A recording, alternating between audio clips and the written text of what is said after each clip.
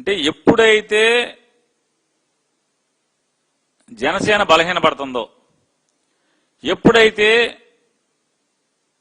కాపు కులస్తులు తెలుగుదేశం ప్రభుత్వాన్ని దూరంగా జరిగే స్థితికి వచ్చేశారో కంగారు ఏంటి అంటే మళ్ళీ వైఎస్ఆర్ కాంగ్రెస్ పార్టీకి జనసేన వాళ్ళకి బాగా గొడవలు పెట్టాలి, తిట్టుకోవాలి, మళ్ళీ కులమంతా ఒకటి కింద జనసేన గొడుగు కింద వచ్చేయాలి. ఇటువంటి తప్పుడు ఆలోచనలు తప్పితే అరే ఒక్క మంచి పని, అరే అందరిలో అన్ని కులస్తుల్లో పేదవాళ్ళు ఉన్నారు కదా, చదువు భారం అయిపోయింది కదా, నారాయణ గారికి, చైతన్య వాళ్ళకి, లేదా భాష్యం వాళ్ళకి, లేదా విజ్ఞాన వాళ్ళకు, ఇంకోళ్ళకు, ఇట్లాంటి వాళ్ళకి ఫీజులు కట్టలేక అప్పులు పాలైపోతున్నారు కదా, ఇంజనీరింగ్ కాలేజీలకి డబ్బులు కట్టలేక అప్పులు పాలైపోతున్నారు కదా, ఫీజు రీయింబర్స్మెంట్ ఇద్దామనే ఆలోచన లేదు మీకు. ఎంతసేపు కులాలు కులాలు కులాలు, కాపులు కమ్మోళ్ళు, ఆళ్ళు ఇళ్ళు, ఈ తప్పితే ఈ గోల్ తప్పితే ఎన్నికల ముందు మీరేం చెప్పారు? జగన్మోహన్ రెడ్డి గారు దళితులకి లోన్లు ఆపేశాడు, మేము లోన్లు ఇస్తాం, స్కీములు ఇస్తామని చెప్పారు. బీసీలకు స్కీములు ఆగిపోయినాయి, మేము స్కీములు ఇస్తామని చెప్పారు. ఈ 2 ఏళ్లలో ఏ దళితుడికి ఏ స్కీమ్ ఇచ్చావు, ఏ వెనుకబడిన కులాల వాళ్ళకి ఏ స్కీమ్ ఇచ్చావు, ఏ లోన్ ఇప్పించావు, ఏ గిరిజనుడికి ఏ లోన్ ఇప్పించావు, ఎవరికి ఇప్పించావన్న?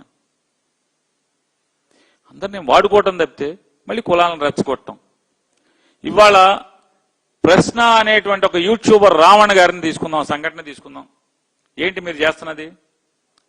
మళ్ళీ వైఎస్ఆర్ కాంగ్రెస్ పార్టీకి జనసేనకి తగు పెట్టుకుంటాకి ఆ రావణ్ అనేటువంటి యూట్యూబర్ని ఎంచుకున్నారు మీరు పావు కింద. ఏం చేస్తున్నారు ఎంచుకుని?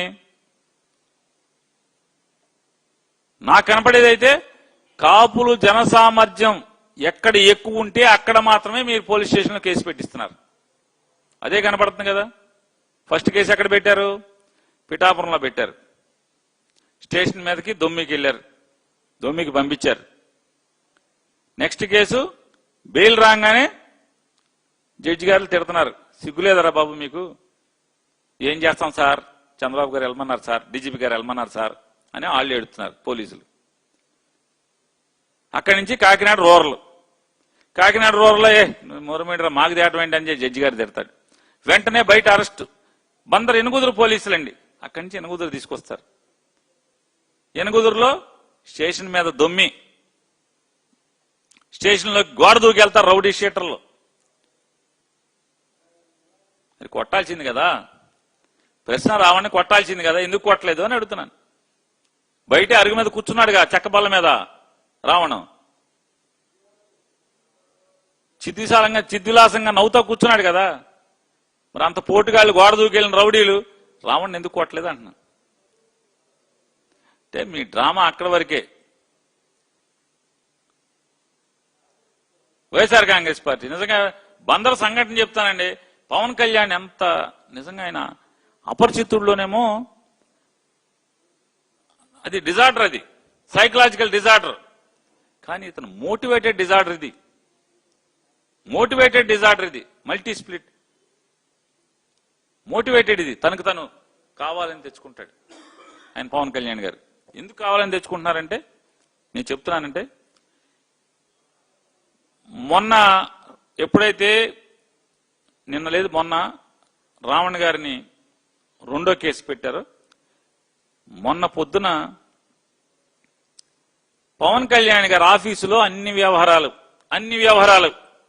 అన్ని సంగతులు, ఎవరు రావాలి, ఏ గేట్లోంచి రావాలి, ఏ తలుపులోంచి వెళ్ళాలి, మీడియా కనపడకుండా ఎవరు రావాలి, ఇట్లాంటి అన్ని పనులు చూసేటువంటి ఒక ఎమ్మెల్సీ ఉన్నాడు హరిప్రసాద్. ఆయన బందర్లో మొన్న నిన్న ఏం పని బందర్లో? మొన్నొచ్చావు ఆర్కేఎంఎస్ పైన షెడ్ కింద మీటింగ్ పెట్టావు, అందరిని పిలుచుకున్నావు. ఏంటయ్యా అంటే పని, ఎవరికి ఏం పదవులు కావాలి, ఎవరికి నామినేటెడ్ కావాలి, ఎవరికి కౌన్సిల్ టికెట్ కావాలి, ఎవరికి ఎమ్మెల్సీ టికెట్ కావాలి, ఎవరికి జిల్లా పరిషత్ చైర్మన్ కావాలి, ఎవరికి ఎంపీపీ కావాలి, ఎవరికి జెడ్పీటీసీ కావాలి, మీరందరూ అప్లికేషన్లు పట్టరండి అని జిల్లా మొత్తం అక్కడికి పోగేస్తామంట. చూడండి, తంతు హరిప్రసాద్ తంతు. హరిప్రసాద్ ఎందుకు వస్తాడు? పవన్ కళ్యాణ్ పంపిస్తే వస్తాడు, స్కెచ్ గీసి పంపిస్తాడు. హరిప్రసాద్ మీటింగ్ పెట్టి అందరినీ పోగేసి ఆ రోజు అక్కడ కేసు పెడతారు బందర్ ఇనగుదూరులో. అక్కడి నుంచి కోడూరు వెళ్తాడు హరిప్రసాద్. మొన్నే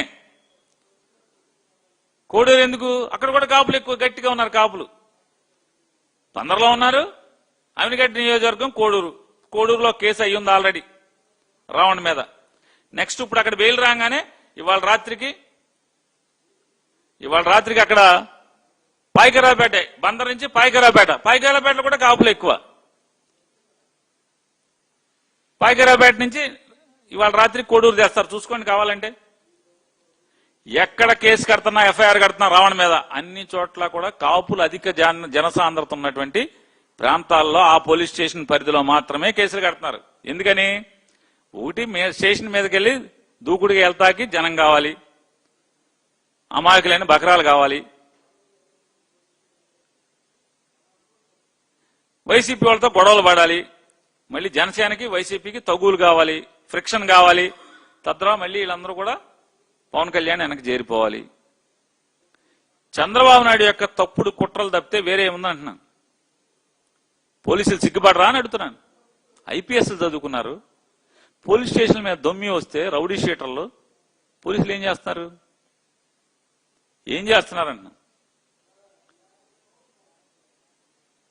ఊరికి ఎవడో ఒకటి దొరికితే మామూలుగా రౌడీని చంపేశామని ఇక్కడ చెప్తారా? చంద్రబాబు నాయుడు గారు, పవన్ కళ్యాణ్ గారు చెప్తున్నారుగా, రౌడీ షీటర్ని చంపేస్తే తప్పేంటి అని మాట్లాడుతున్నావుగా.